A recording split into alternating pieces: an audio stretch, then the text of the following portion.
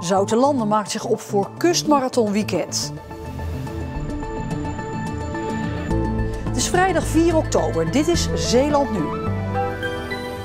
Eerste keer zonder Lijn Lieversen. Middelburg ruziet verder over kinderfeest. En meer privacy in nieuwe appartementen. Dag dames en heren, voor honderden Zeeuwen breekt het moment aan waar ze maanden voor hebben getraind. Vanavond gaat in Zoutelanden het Kustmarathonweekend weer van start met 6 onderdelen verdeeld over 3 dagen. En in Zoutelanden staat sportverslaggever Jan-Jaap Correa. Jan-Jaap, zijn ze er in Zoutelanden een beetje klaar voor?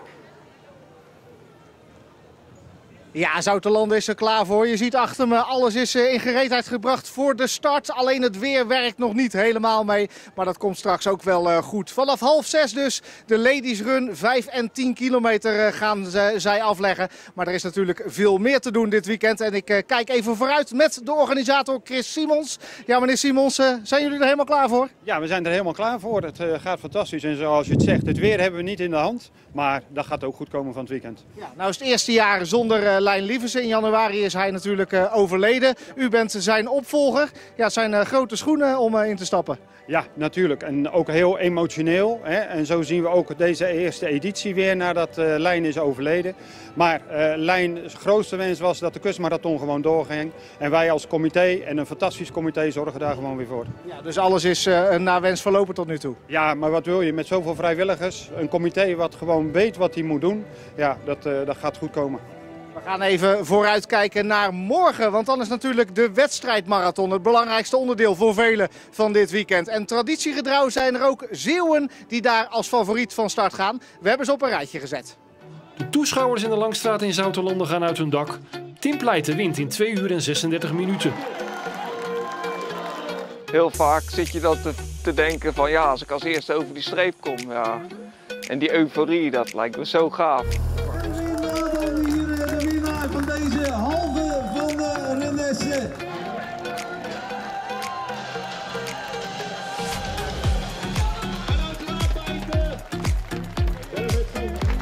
Til hem nog even op, dat verdient hij. Wordt Sletteren de eerste Zeeuwse winnaar van de Kustmarathon en verrast daarmee iedereen. Zijn tijd 2 uur 46 minuten en 50 seconden. Samantha Luitwieler finisht in 1:23:59. Monica Sams onder begeleiding van Adriaan Kobolsen natuurlijk, hè. Ja, dat waren dus de Zeeuwse favorieten. Ja, betekent nou, Jan-Jaap, ook dat de kans groot is dat we morgen eventueel 2 Zeeuwse winnaars krijgen? Nou ja, dat hopen veel mensen misschien, maar er zijn ook nog wel andere gegadigden. Bijvoorbeeld de Marokkaanse loper Redouan Nouini, die schijnt heel sterk te zijn. Dus hij wordt ook wel vooraan verwacht, schat ik in.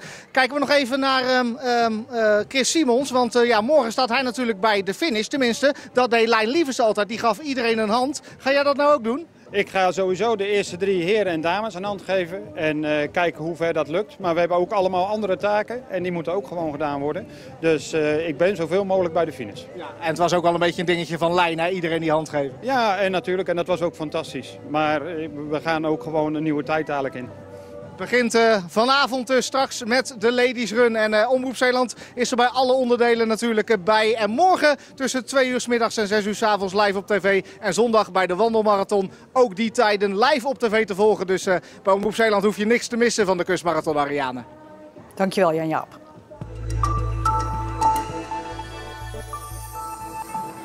Stichting Evenementen Middelburg, SEM, trekt zijn handen definitief af van de Sinterklaasintocht in Middelburg. SEM organiseert al jaren de aankomst in Middelburg. De stichting zegt vandaag tegen Omroep Zeeland zich echt nu terug te trekken omdat de gemeente alleen roetveegpieten wil. Net als in het Sinterklaasjournaal. SEM wilde een groot deel van de pieten juist zwart houden om te voorkomen dat kinderen de vrijwilligers herkennen. Maar de gemeente dreigde dat de burgemeester dan Sinterklaas niet zou verwelkomen als er zwart gesminkte pieten bij zouden zijn. SEM ziet nu geen andere mogelijkheid meer dan zich terug te trekken. Middelburg en ook Veren zijn nu de enige plaats in Zeeland waar enkel roetveegpieten worden ingezet. In de andere Zeeuwse gemeenten zien we zwarte pieten samen met roetveegpieten. In Capelle is vandaag een illegale actieve sigarettenfabriek opgerold. De politie heeft 8 mannen opgepakt. In de loods zijn 1,5 miljoen sigaretten en 10.000 kilo ruwe tabak gevonden. De makers wilden de sigaretten waarschijnlijk in Nederland en België verkopen. Hoe nu de politie en de FIOD de loods op het spoor zijn gekomen, dat willen ze niet bekendmaken. De ChristenUnie op Schouwen-Duiveland heeft zijn enige raadslid weggestuurd. Dit raadslid, Johan Pannekoek, zou, zegt het bestuur, interne gedragsregels hebben overtreden. Pannekoek zelf die zegt niet te weten wat het bestuur bedoelt en stapt nu met zijn zetel over naar het CDA. Pannekoek wilde eerder na meningsverschillen dat het bestuur zelf aftrad. Maar als reactie heeft de partij hem dus nu eruit gezet. Het is Dierendag vandaag en daarom gingen de kinderen van groep 4-5 van basisschool Het Kofschip in Zierikzee op zoek naar bodemdiertjes. De vondsten werden daarna uitgebreid onderzocht. Een duizendpoot en een worm. Geldt Dierendag nou ook voor deze pissebed? Nee. Waarom niet? Omdat dat niet huisdieren zijn. Wat is het? Is het een dier? Ja, hè? Dus dan is Dierendag is ook voor hem, hè? Dus je moet je heel goed voor hem zorgen. En dit is moet je hem een vers slaapblaadje geven of zo.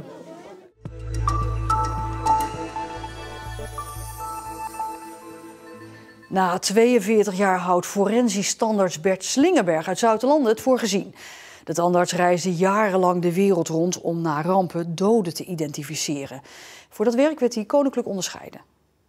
De koninklijke onderscheiding van Bert Slingerberg heeft een ereplaatsje gekregen in zijn werkkamer.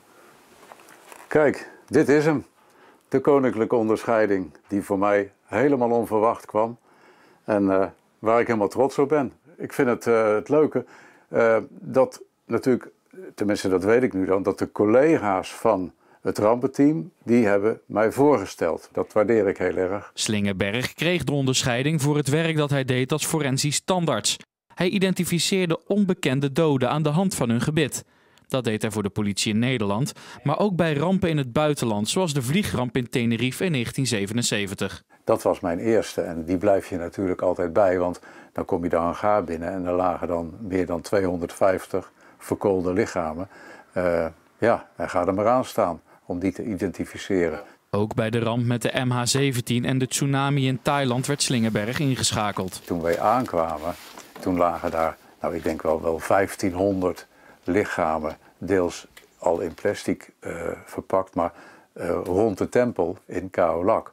En ja, als je dan daar aankomt, dat is zo overweldigend. Dat zijn net zoveel mensen als er in mijn dorp in Zoutelanden wonen, die dan allemaal daar liggen en overleden zijn. Slingerberg reisde ook 3 keer naar Afrika om daar vrijwillig als tandarts te werken. Warm. Je zit in kleine kliniekjes met zo'n golfplaten dak. En we hadden in onze jeep uitklapbare tandartsstoel. En we namen alles mee. En een generator voor stroom en een operatielamp en een boormachientje. Je nam alles mee. Dus het was best wel redelijk primitief werk. Maar goed, we konden toch best veel doen eigenlijk. Dus je was heel nuttig bezig. En vooral ook omdat je die mensen daar opleidde. Na 42 jaar zit het werk erop voor Slingerberg. Onlangs ging hij met pensioen. Ik wilde niet wachten tot collega's of anderen gaan zeggen van Bert, wanneer ga je er eens mee stoppen? Dus ik dacht, nou, ik ga dat nu maar doen. Ik ben nog helemaal prima, maar dan heb ik het besluit zelf genomen op het moment dat ik denk dat het in ieder geval niet te laat is.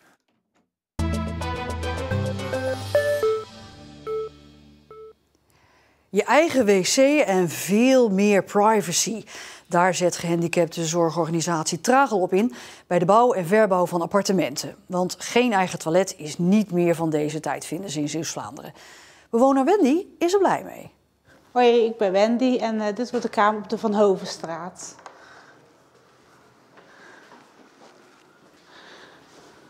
Hier wordt mijn berging. Wendy Hopmans gaat in een van de 17 nieuwe appartementen van Tragel in Sint-Jansteen wonen. Nu woont ze nog op de hoofdlocatie in Klingen. Ze is blij dat ze daar weggaat. En hier staat de wasmachine. En de droger.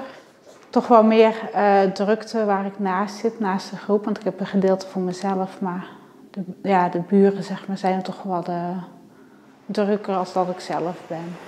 Het project in Sint-Jansteen maakt deel uit van het grote woonplan Anders Wonen van de gehandicaptenorganisatie in Zeeuws-Vlaanderen.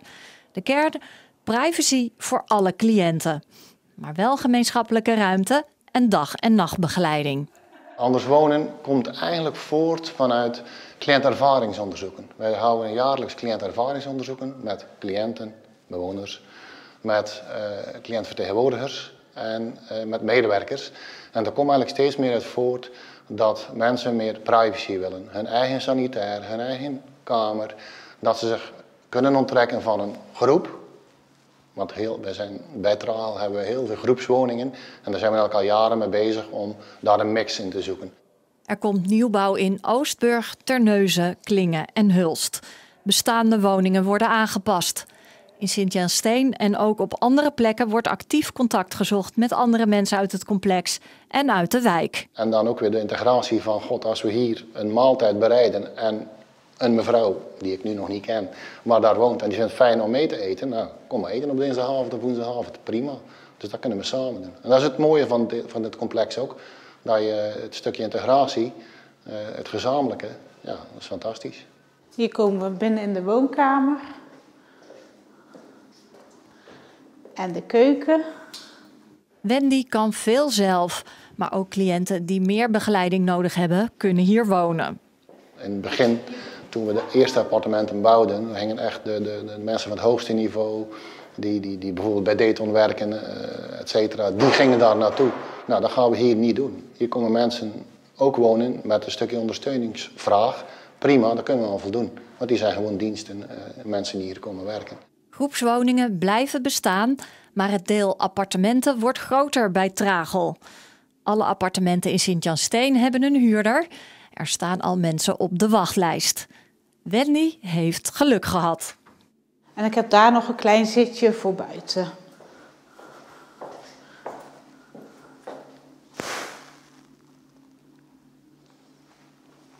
En dat was het.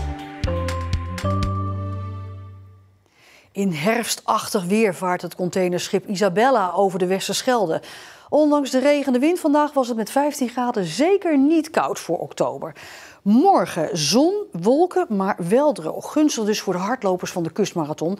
Maar de wandelaars hebben zondag juist wel weer een heel erg natte dag, helaas. In de slag om de Schelde gaat het zometeen over operatie Vitality. De strijd in Zuid-Beveland tussen de Canadezen en de Duitsers. De Duitsers hadden grote gedeeltes onder water gezet, ondermijnd. En ze maken erg goed gebruik van die dijkjes als hier. Strategische punten, er stond anti-tankgeschut. Je zou het eigenlijk een Zeeuwse polderoorlog kunnen noemen.